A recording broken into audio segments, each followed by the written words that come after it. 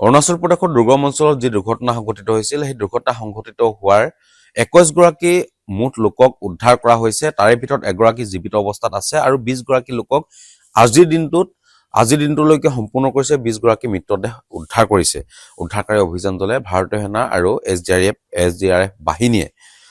কিন্তু এই যিগৰাকী জীৱিত অৱস্থাত আছে বুদ্ধেশ্বৰ দ্বীপ, সেইগৰাকী দুৰ্ঘটনা সংঘটিত হোৱাৰ পাছতে দুদিনৰ পাছত 7 কিলোমিটাৰ দূৰত অৱস্থিত ভাৰতীয় সেনাৰ এটা শিবিৰত তেওঁ এই ঘটনাটো কৈছিল যে ইয়াত দুৰ্ঘটনা এটা সংঘটিত হৈছে। তাৰ পাছতে এই ঘটনাটো সম্পূৰ্ণ পোহৰলৈ আহিছিল।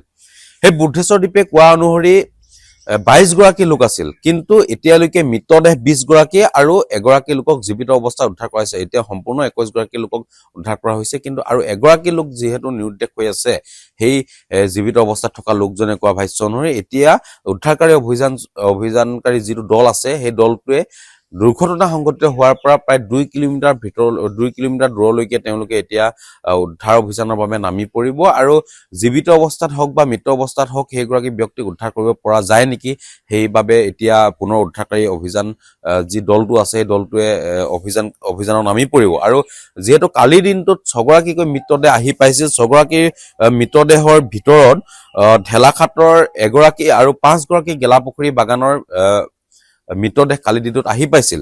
বাকী যি মৃতদেহসমূহ আছে সেই মৃতদেহসমূহ আজি মৰণোত্তৰ পৰীক্ষা কৰি তিনিচুকীয়ালৈ প্ৰেৰণ কৰিব। তাৰে ভিতৰত 17 গৰাকী হৈছে